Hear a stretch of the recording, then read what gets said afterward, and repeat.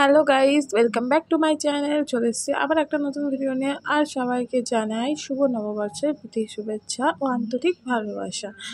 আর এই ভিডিওটা হচ্ছে যেহেতু আজকে সারাদিন কী করেছি তোমাকে জানাই। সকাল থেকে হলুদ আর নিম পাতা বাঁধতে হবে, যেহেতু আমাদের বাড়িতে গরু আছে তাদের স্নান করাতে সকাল সকাল।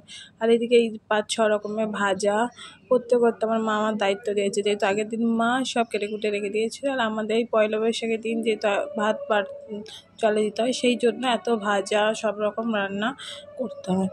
এবার আমি সকালে যেহেতু ভাজাভুজি প্রায় কমপ্লিট করেছি, আর আমার তো দাঁড়িয়ে পুরো কোমর যন্ত্রণা এসে গেছে। সবাই জানতো পয়লা বৈশাখের নিয়ম হলুদ মেখে স্নান করতে হয়, নতুন জামা পরা।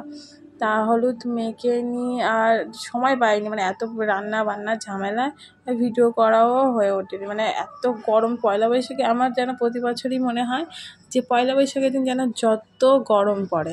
এবার ওই নিম হলুদ মেখে যা হোক, তখন বেলা 2টো বাজে আমি নিম হলুদ মাখছি স্নান করতে। সবাই আমাদের বাড়িতে প্রায় সবাই স্নান টান হয়ে গেছে, শুধু আমি, মা, বাবা বাকি ছিলাম। এবার হয়ে ভিডিও করা নেওয়া হয়নি কী মেনু হয়েছে। শেষে মা বাবা সবাই খাওয়া গেছে, তখনই পরে এই ভিডিওগুলো নেওয়া হয়েছে।